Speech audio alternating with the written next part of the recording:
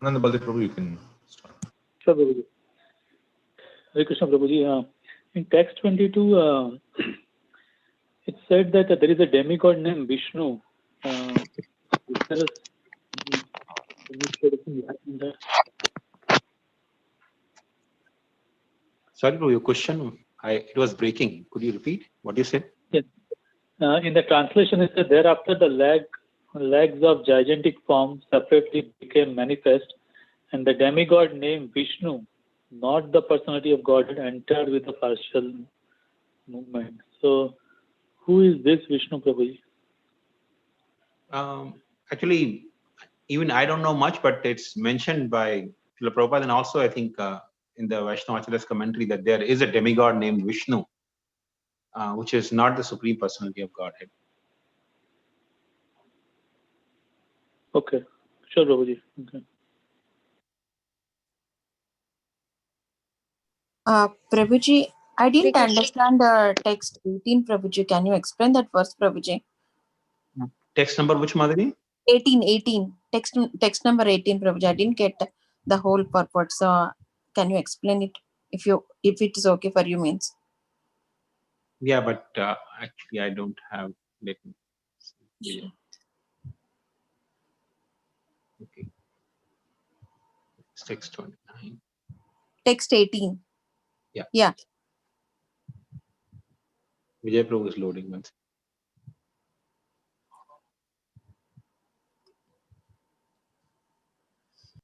Okay.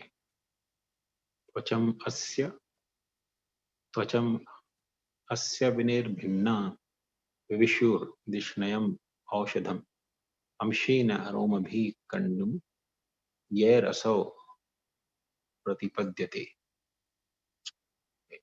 When there was a separate manifestation of skin, the controlling deities of sensation and their different parts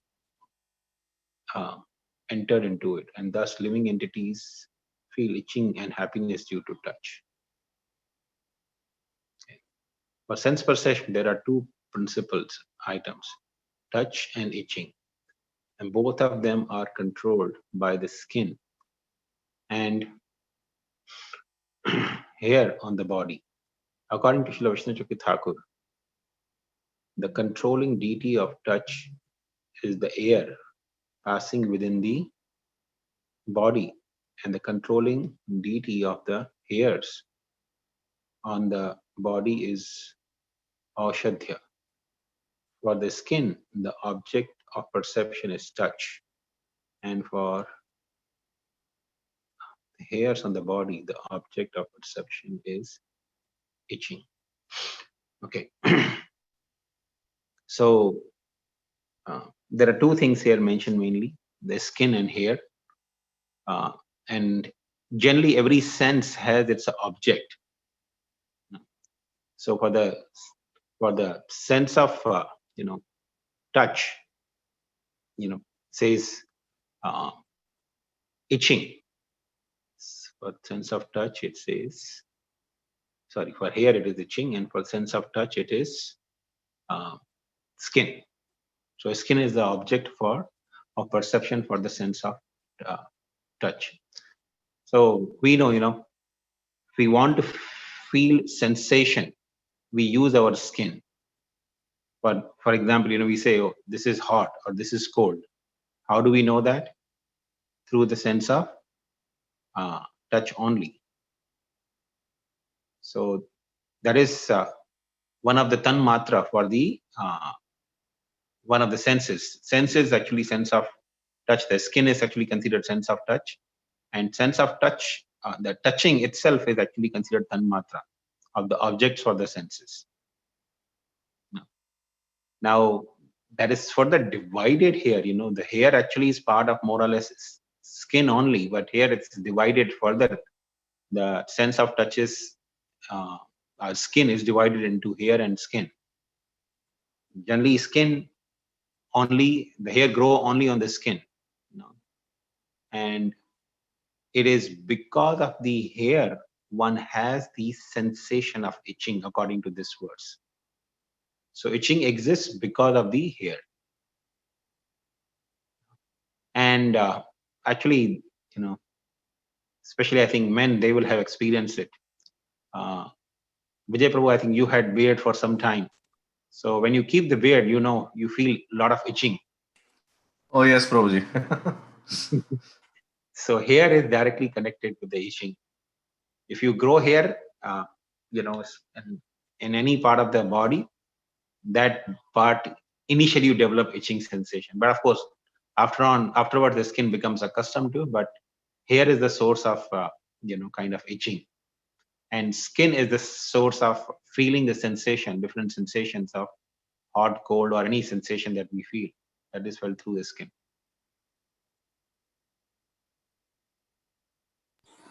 Okay, Prabhuji. So Odasya means what, Prabhuji? Odasya means what? Not all this is Aushadhya. Yeah, sorry. Oh, Aushadhya means different herbs. oh, okay, Prabhuji. Thank you, Prabhuji. Hare Krishna Prabhuji, Dandvat Pranam Jai Srila Prabhupada, Sudevi Sakhi Devidasi here. I have two questions. I'll ask one now and one after everyone else is done. So the first question is regarding today's reading verses number 28 and 29. It happened so that coincidentally I read Bhagavad Gita chapter 17 fourth verse also today, and I had a question, and this kind of partially clarifies, but I still want to get confirmation from you. So there in Bhagavad Gita 17.4 it mentions that men who worship the demigods, they are in the mode of goodness. Men who worship the demons, they are in the mode of passion, and men who worship the ghosts, they are in the mode of ignorance. And then with that I got the question that in Bhagavad Gita chapter 7 verse 23 it says that demigod worshippers go to the planet of demigods, which are the upper planetary systems like heaven, and one who worship the demons will go to the planet of the demons, which I assume is the lower or the hellish planets, although they are in the mode of passion. That is what this verse 17.4 says. And then I think in chapter 14 or 15 it mentions that the fruity workers or the persons who are aspiring for material gain, they are in the mode of passion, so they are either born in the earthly planets, mostly born in the earthly planets, and if somebody is in the mode of ignorance, they glide down to the lower species or enter the lower planetary systems. So here I didn't understand this part, that and the ghosts, the planet of the ghosts is above earthly planet and below the heavenly planet. So if they are in the mode of ignorance, they should be practically going down, right, rather than going up. That was my question. So could you clarify, Prabhu? Yeah, Mataji, the whole idea is that every living entities have their own loka, their own planetary system. Above or below is not that much of significance, though it's a general rule that the sattva, the living entity in sattva, they go up, and the living entity in the mode of tama, they go down, and passion remains in between. So ghosts and hobgoblins, they are comparatively in the mode of ignorance, but not as much as the living entities in the lower planetary systems. So generally, the ghostly beings, they actually go on the, they actually are considered superior to human beings and inferior to devas. They are always considered superior to human beings.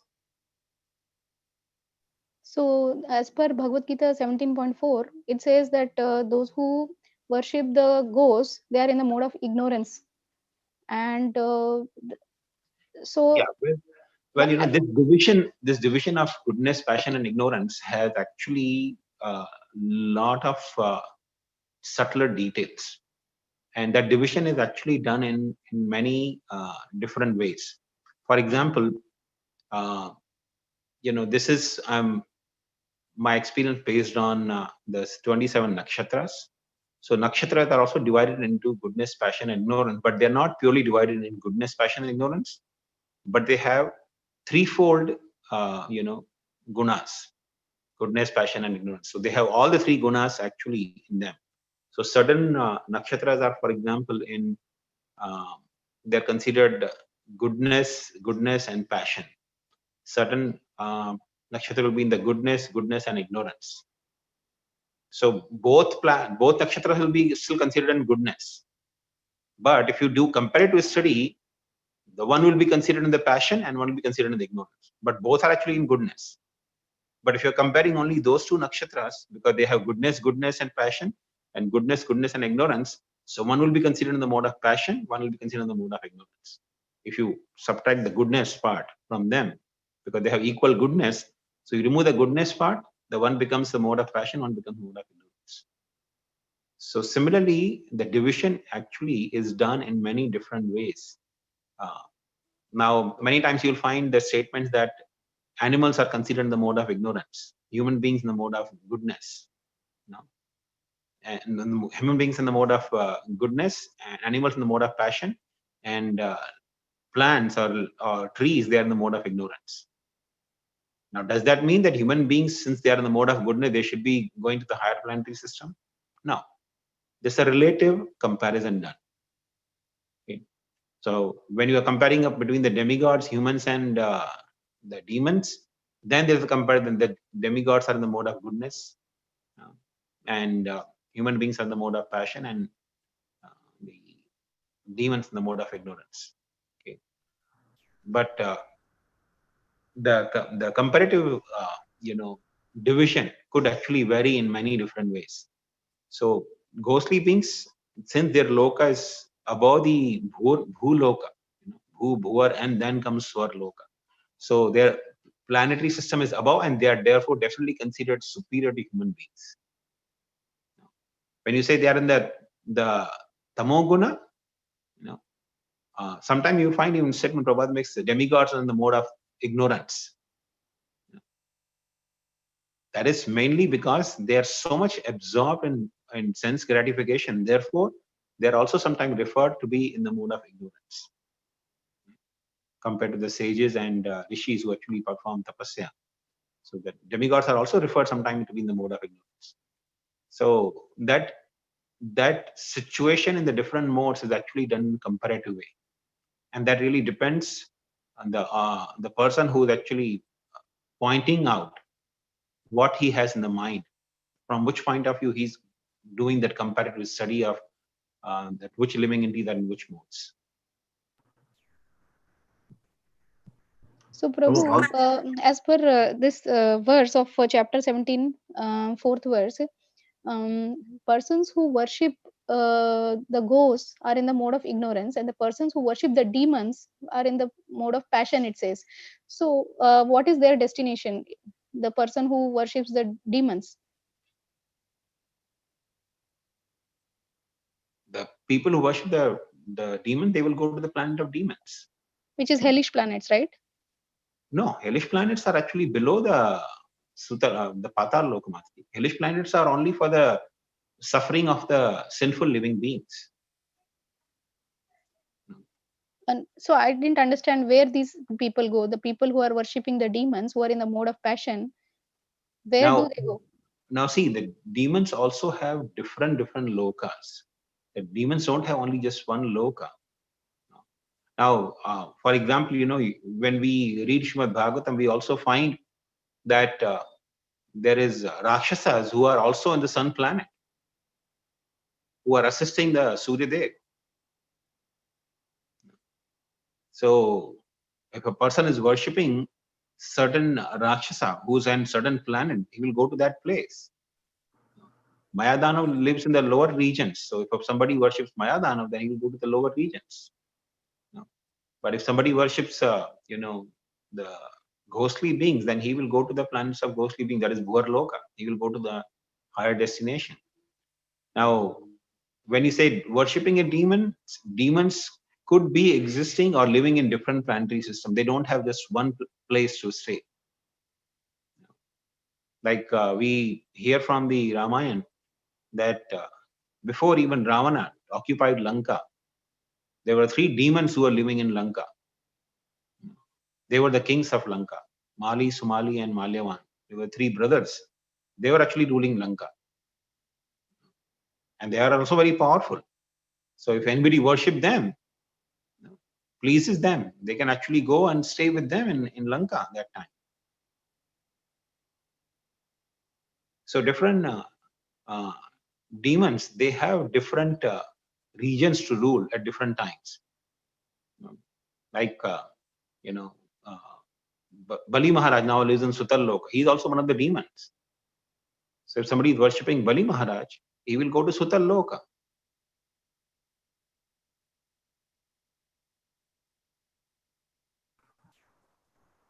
So, So Prabhu, it depends. yeah. So it depends. It really depends on which demon a person is actually worshipping, and based on that, the person will go to that destination. So mostly below the earthly regions, and now of course in Kali Yuga even earthly regions are occupied by the demons. But Swargloka and above onwards is actually for the people who are primarily in the mode of goodness. So you can say up to Bhu and Bhuvar Loka, there can be living entities who are in the mode of passion or even sometimes ignorance. But in Swargaloka, the living entities who are only in goodness can enter. And Swargaloka begins from sun planet and goes all the way up to, the planets of Saptarishis, just near Dhruva Loka. So it is sure that for the people who are in the mode of passion, oh yeah, we cannot say like that, but we just can say that if they are demigod worshipper, they will definitely go heavenly planets or above, or they're mostly in the mode of goodness. The person who is in the mode of passion, again it depends whether what is his intention. If he is a fruitive worker desiring for material gains, he will stay in the earthly planets. If he is worshipping the demons, as we read in 17 point, as it is mentioned in 17.4, then they will go to the demons, planets of the demons. Yes. And if they are worshipping the ghosts, they will go to the ghostly, that is Bhuvar Loka. Although it is in the mode of ignorance, although they are treated as superior to the earthly people, still they will go to the Bhuvar Loka. Right. Yes, Prabhu, is the understanding correct? Yes, Mary, that's a correct understanding. And who are the people who glide down to lower species? The people who have committed sinful activity, then who suffered the hellish condition of life, after suffering the hellish condition of life, they are placed into the species, lower species of life. Okay. And just one correction here, as I said, Bhuvar Loka is regarded sometime in the mode of ignorance, but is definitely superior to human beings, because who actually attains the position in Bhuvar Loka? Generally, it says a person who, commits suicide, for example, he becomes ghost. Okay. Now, ordinary human beings, they aren't in ignorance. They want to enjoy this body so much. But somebody who actually develops detachment from the body, and is willing to give up the body, he attains the destination of becoming actually a ghost and lives in Antariksha, lives in Bhuvar Loka in time.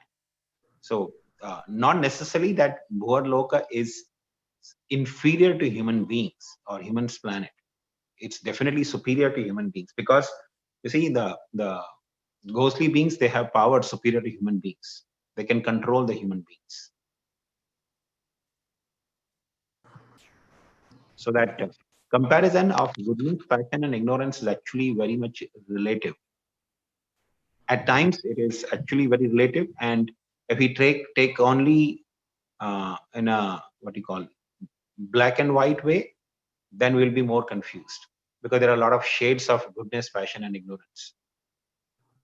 Now we say animals are all in the mode of ignorance, for example. But again, we say cow is in the mode of goodness, tiger in the mode of passion, and donkey in the mode of ignorance. So when you say cow is in the mode of goodness, doesn't mean that becomes equivalent to the sages who are living in the higher planetary system. No, it's still an animal, primarily in the mode of ignorance. So there are a lot of different ways of division for living entities.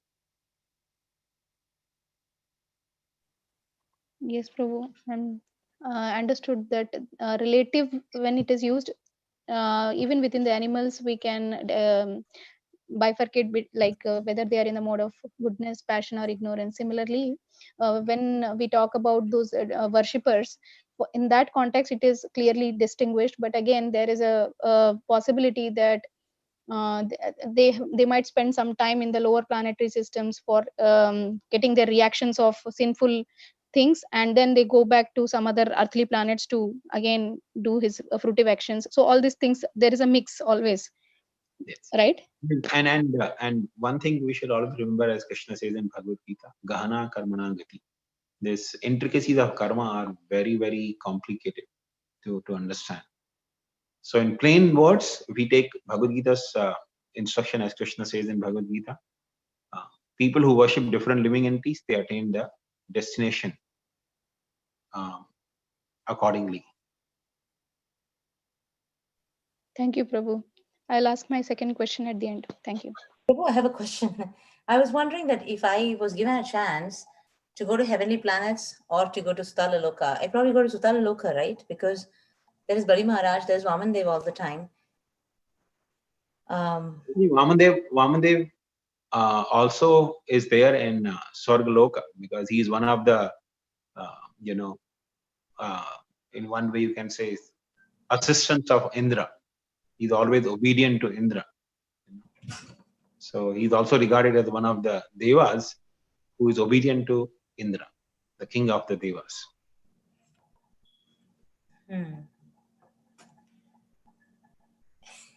Okay, thank you, Prabhu. Yeah, I was just thinking that, rather than being with Indra, I would prefer to be with Bali Maharaj. No, yes, devotee may prefer to go to meet Bali Maharaj, but know one thing for sure: whether you go to heavenly planets or you go to Sutal Loka, the illusory energy of the Lord is there to reveal to the living entities. So you may forget Bali Maharaj, or sometimes even become opponent to Bali Maharaj. Yeah. Oh, no, I don't want to go anywhere. I only want to go back to Krishna, whatever he wants me to do. I mean, I will go to Sutal Loka if Krishna wants me to go to. But I was just giving an example, Prabhu. I was just thinking I would want to understand devotees compared to and somebody who is not a devotee. That sense. Yeah. I don't have any desires. Krishna, please don't put me anywhere. Actually, Rupa Goswami says in Bhakti Rasamrita Sindhu that Alingam Varam Manye Vyala Vyagra Jalokasam. A person, actually a devotee, he considers it's better to embrace Alingam Varam Manye Vyala Vyagra Jalokasam. Jalokasam means a shark, and Vyala Vyagra. Vyagra means a tiger, or Vyala means, I think, a deadly snake. So if you want to give a choice to a devotee, he will consider it better to embrace a poisonous snake or a tiger or even a shark, rather than associating with those who worship different devas or demigods. Because worshippers of demigods, they have so many polluted desires, and so many polluted ideas of enjoyment that can actually pollute the mind of a devotee. So devotee doesn't want to actually associate with any of those. He prefers to die by embracing a shark or a tiger, rather than associating with such people. Prabhuji, it is said that if one doesn't worship Krishna, then they are all demons, right? Yes. In one way, that is true. If a person does not worship Krishna, there is a statement Prabhupada makes in Bhagavad Gita that if one does not worship a demigod, he may be considered discourteous. But if a person does not show respect to Krishna, he is definitely condemned. Because giving respect or showing gratitude to Krishna is not a option that one may or may not do. Worshipping demigods is an option. One can do or one may not do. And he may be considered only discourteous, because demigods, they provide us so many different facilities, and we do not show gratitude to them. That means we are discourteous. But if a person disregards Krishna, he is thoroughly condemned, because he is disregarding his very own existence. He being part, every living entity being part of Krishna. If we disregard Krishna, means we are disregarding the whole of whom we are actually part. So in one sense, we can say that means 99.9% or majority of the percent of people, they are like a demons, right? Oh. That is true in one way. But generally, the people are divided into three categories, and Bhagavatam explains. People who are innocent, people who are, people who are innocent, people who are envious of Krishna, and people who are actually favorable to worship Krishna. So those who are favorably worshipping Krishna, we take their association. Those who are innocent, we show mercy to them, and those who are inimical, we try to maintain distance from them. So, Prabhuji. Prabhuji, Danvat Pranam. Prabhuji, I was just curious to know, the residents of Bhuvar Loka, they are able to travel to the Bhuloka at wish and control the humans, like the ghosts? Sorry, Vati, could you repeat the question? Yes, Prabhu. So, Prabhu, the Bhuvar Loka you mentioned, the ghostly planet. So they are able to travel to the earthly planet and control the humans, as we see, like. Yes. Okay, so that was my question. They can, they do, because they have superior powers than human beings. Yeah. Thank you, Prabhuji. Hare Krishna Prabhuji, Danvat Pranam. I have a question on the introduction of Srimad Bhagavatam. So here, Prabhuji, the topic is Sri Ramananda Rai is speaking with the Lord about the realization process. In one of the paragraph, it wrote that the Bhagavad Gita 9.27 advises in this connection, like whatever you do, whatever you eat, and whatever you give, all offer to me. And this dedication on the part of the worker suggests that the personality of Godhead is a step higher than the impersonal conception of the Varnashrama system, but still in the relation of living being, and the Lord is not distinct in that way. So therefore the Lord rejected. Prabhuji, what is the relation of the impersonal in Varnashrama system is my question. And another question is the same thing. Relationship of, sorry, Madhuri, could you repeat that? Relationship of? Impersonal conception of Varnashrama system. What is meant by impersonal conception of the Varnashrama system? Could you repeat that sentence? Could you read exactly the sentence again? Sure. Is it a Asuric Varnashram system was being described? I'm not sure. I would like to hear the statement again. So this dedication, I mean, whatever 9.27, whatever you do, whatever you eat, offer me after that, this dedication on the part of the worker suggests that the personality of Godhead is a step higher than the impersonal conception of Varnashrama system.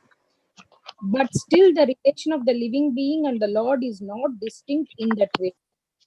So the Lord therefore rejected this proposition and asked Ramananda Rai to go further. Okay, so